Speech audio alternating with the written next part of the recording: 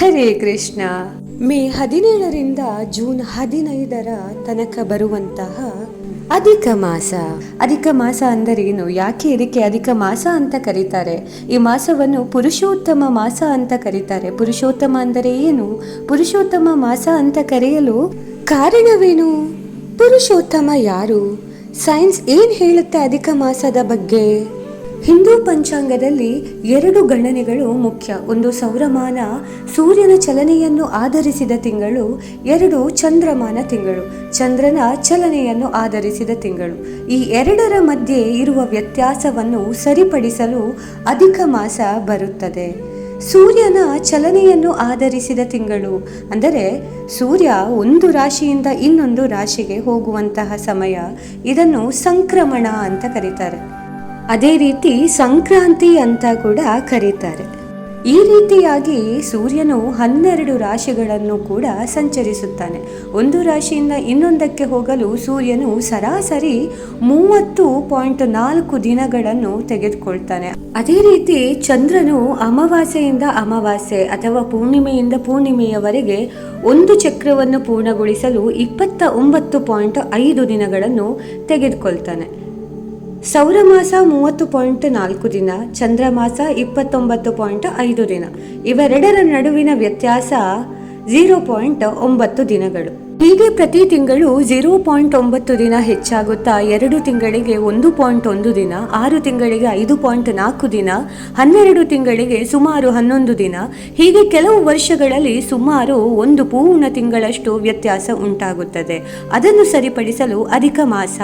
ಒಂದು ಚಂದ್ರ ಮಾಸದೊಳಗೆ ಯಾವ ಸಂಕ್ರಾಂತಿಯು ಸೂರ್ಯ ರಾಶಿ ಬದಲಾವಣೆ ಆಗದಿದ್ದರೆ ಆ ತಿಂಗಳನ್ನು ಅಧಿಕ ಮಾಸ ಎಂದು ಕರೆಯುತ್ತಾರೆ. ಅಂದರೆ ಈ ಮಾಸದಲ್ಲಿ ಸೂರ್ಯನು ಯಾವುದೇ ರಾಶಿಗೆ ಪ್ರವೇಶಿಸುವುದಿಲ್ಲ, ಅದೇ ರೀತಿ ಸಂಕ್ರಮಣವೂ ಆಗುವುದಿಲ್ಲ. ಅಧಿಕ ಮಾಸ ಇರದಿದ್ರೆ ಏನಾಗ್ತಿತ್ತು? ಹಾಗಿದ್ರೆ ಅಧಿಕ ಮಾಸ ಇರದಿದ್ರೆ ಯುಗಾದಿ, ರಾಮನವಮಿ, ಕೃಷ್ಣ ಜನ್ಮಾಷ್ಟಮಿ ಮುಂತಾದ ಹಲವಾರು ಹಬ್ಬಗಳು ಋತುಗಳಿಂದ ದೂರವಾಗುತ್ತಿತ್ತು. ಕೆಲವು ವರ್ಷಗಳಲ್ಲಿ ದೀಪಾವಳಿ ಬೇಸಿಗೆಗಾಲದಲ್ಲಿ ಬರುವಂತ ಪರಿಸ್ಥಿತಿ ಉಂಟಾಗುತ್ತಿತ್ತು. ಅಧಿಕ ಮಾಸದಿಂದ ಚಂದ್ರಮಾನ ಮತ್ತು ಸೌರಮಾನ ಸಮತೋಲನದಲ್ಲಿ ಇರುತ್ತದೆ. ಅಂದ್ರೆ ಶಾಸ್ತ್ರಗಳು ಅಧಿಕ ಮಾಸದ ಬಗ್ಗೆ ಏನು ಹೇಳುತ್ತೆ? ಅಧಿಕ ಮಾಸವನ್ನು ಪುರುಷೋತ್ತಮ ಮಾಸ ಅಂತ ಕೂಡ ಕರೀತಾರೆ. ಕರೆಯಲು ಕಾರಣ ಏನು? ಏನಾದ್ರೂ ಹಿನ್ನೆಲೆ ಇದೆನಾ? ಹಿನ್ನೆಲೆ ಇದೆ.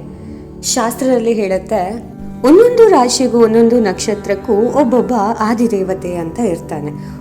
ಒಂದು ತಿಂಗಳಲ್ಲಿ ಸ್ವಾತಿ ನಕ್ಷತ್ರ ಬಂದ್ರೆ ಆ ಸ್ವಾತಿ ನಕ್ಷತ್ರದ ದೇವತೆಯಾಗಿರ್ತಾರೆ ಆ ಮಾಸದ ದೇವತೆ. ಅದೇ ರೀತಿ ಅಧಿಕ ಮಾಸಕ್ಕೂ ಅಧಿಕ ಮಾಸದ ದೇವತೆ ಇದ್ದಾರೆ. ಅಧಿಕ ಮಾಸವನ್ನು ಮಲಮಾಸ ಅಂತ ಕೂಡ ಕರೀತಾರೆ. ಒಮ್ಮೆ ಅಧಿಕ ಮಾಸದ ದೇವತೆ ಮನನೊಂದು ಶ್ರೀಮನ್ನಾರಾಯಣನ ಬಳಿ ಹೋಗಿ ಹೇಳ್ತಾರೆ, ನನ್ನ ಮಾಸದಲ್ಲಿ ಯಾವುದೇ ಹಬ್ಬ ಹರಿದಿನಗಳು ಇಲ್ಲ, ವಿಶೇಷವಾದ ಗಳಿಗೆಗಳು ಇಲ್ಲ, ಪುಣ್ಯ ಕಾರ್ಯಗಳು ಕೂಡ ನಡೆಯುವುದಿಲ್ಲ. ಇದರಿಂದ ಎಲ್ಲಾ ದೇವತೆಗಳು ನನ್ನನ್ನು ಹೀಯಾಳಿಸ್ತಾರೆ. ಅದೇ ರೀತಿ ನನ್ನ ಮಾಸವನ್ನು ಮಲಮಾಸ ಅಂತ ಕೂಡ ಕರೀತಾರೆ. ಸೊ ಇದರಿಂದ ನನಗೆ ತುಂಬಾ ಮನಸ್ಸಿಗೆ ಬೇಜಾರವಾಗಿದೆ, ಇದಕ್ಕೇನಾದ್ರೂ ಪರಿಹಾರ ಕೊಡಿ ಅಂತ ಶ್ರೀಮನ್ನಾರಾಯಣ ಆ ದೇವತೆಯನ್ನು ಶ್ರೀಕೃಷ್ಣನ ಬಳಿಗೆ ಕರ್ಕೊಂಡೋಗ್ತಾರೆ. ಅಲ್ಲಿ ಆ ದೇವತೆ ಶ್ರೀಕೃಷ್ಣನ ಬಳಿ ಇದೇ ರೀತಿ ಅಳಲನ್ನು ತೋಡಿಕೊಂಡಾಗ ಶ್ರೀಕೃಷ್ಣ ಭಗವಂತ, ಅವನು ಅಖಿಲಾಂಡ ಕೋಟಿ ಬ್ರಹ್ಮಾಂಡ ನಾಯಕ, ಅವನು ಹೇಳ್ತಾನೆ, ನೀನು ಇಲ್ಲಿಗೆ ಬಂದು ನಿನ್ನ ಸಮಸ್ಯೆಯನ್ನು ಹೇಳಿಕೊಂಡಿದ್ಯಾ, ನನಗೆ ಶರಣಾಗತಳಾಗಿದ್ಯಾ, ಸೊ ಇನ್ನು ನಿನ್ಗೆ ವ್ಯಥೆ ಯಾಕೆ? ವ್ಯಥೆಯನ್ನು ಬಿಟ್ಟು ಬಿಡು, ಸಂಪೂರ್ಣವಾಗಿ ಈ ಅಧಿಕ ಮಾಸವನ್ನು ನಾನೇ ತಗೊಳ್ತೀನಿ. ಯಾರು ಈ ಅಧಿಕ ಮಾಸವನ್ನು ಶ್ರದ್ಧಾ ಭಕ್ತಿಯಿಂದ ಆಚರಣೆ ಮಾಡ್ತಾರೋ ಅವರು ನೇರವಾಗಿ ನನ್ನ ಧಾಮವಾದ ಗೋಲೋಕ ವೃಂದಾವನಕ್ಕೆ ಬರ್ತಾರೆ. ಅದಕ್ಕೆ ಅಂದಿನಿಂದ ಈ ಮಾಸವನ್ನು ಪುರುಷೋತ್ತಮ ಮಾಸ ಅಂತ ಕರೆಯಲಾಗುತ್ತೆ. ಯಾಕೆ ಹೇಳಿದ್ರೆ ಆ ಅಖಿಲಾಂಡ ಕೋಟಿ ಬ್ರಹ್ಮಾಂಡ ನಾಯಕ ಅವನು ಪೂರ್ಣ ಪುರುಷ, ಅವನನ್ನು ನಾವು ದೇವೋತ್ತಮ ಪರಮ ಪುರುಷ ಅಂತ ಕರೀತಾರೆ. ಅಧಿಕ ಮಾಸವನ್ನು ಸ್ವಯಂ ಅವನೇ ಸ್ವೀಕಾರ ಮಾಡಿದ್ರಿಂದ ಅಧಿಕ ಮಾಸವನ್ನು ಪುರುಷೋತ್ತಮ ಮಾಸ ಅಂತ ಕರೀತಾರೆ. ಹಾಗಿದ್ರೆ ನಾವೇನ್ ಮಾಡಬೇಕು ಪುರುಷೋತ್ತಮ ಮಾಸದಲ್ಲಿ?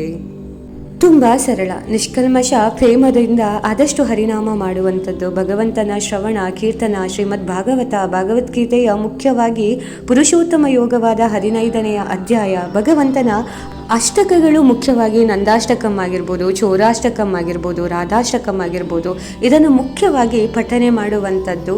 ಅದೇ ರೀತಿ 33 ಅನ್ನುವಂತಹ ಸಂಖ್ಯೆ. ಇದರ ಮಹತ್ವ ಏನು ಅಂತ ಹೇಳಿದ್ರೆ, ನಮಗೆ ಮುಕ್ಕೋಟಿ ದೇವರು ಅಂದರೆ 33 ದೇವತೆಗಳು ಈ ಎಲ್ಲ ದೇವತೆಗೆ ಅಧಿಪತಿ ಆ ಶ್ರೀಮನ್ನಾರಾಯಣ. ಸೊ ಏನೇ ಮಾಡಿದ್ರು 33 ಸಂಖ್ಯೆಯನ್ನು ನೆನ್ಪಿಟ್ಕೊಂಡು ಮಾಡಿ. ದಾನದಲ್ಲಿ 33 ದೀಪಗಳನ್ನು ದಾನ ಮಾಡೋದು, ಅದೇ ರೀತಿ 33 ದೀಪಗಳನ್ನು ತುಪ್ಪ ಹಚ್ಚಿ ಭಗವಂತನ ಸನ್ನಿಧಾನದಲ್ಲಿ ಇಡುವಂಥದ್ದು, 33 ಬಾರಿ ಭಗವಂತನ ನಾಮವನ್ನು ಸ್ಮರಿಸೋದು. 3 ವರ್ಷಗಳಿಗೆ ಒಮ್ಮೆ ಬರುವಂತಹ ಇಂತಹ ಅಧಿಕ ಮಾಸವನ್ನು ನಾವೆಲ್ಲರೂ ಕೂಡ ಸದುಪಯೋಗ ಪಡಿಸಿಕೊಳ್ಳೋಣ. ಭಗವಂತನ ಪ್ರೀತಿಗೆ ಪಾತ್ರರಾಗೋಣ. ಶ್ರದ್ಧಾ ಭಕ್ತಿ ಅನ್ನುವಂಥದ್ದು ತುಂಬ ಮುಖ್ಯ ಭಗವಂತನ ಸೇವೆಯಲ್ಲಿ. ಹರೇ ಕೃಷ್ಣ.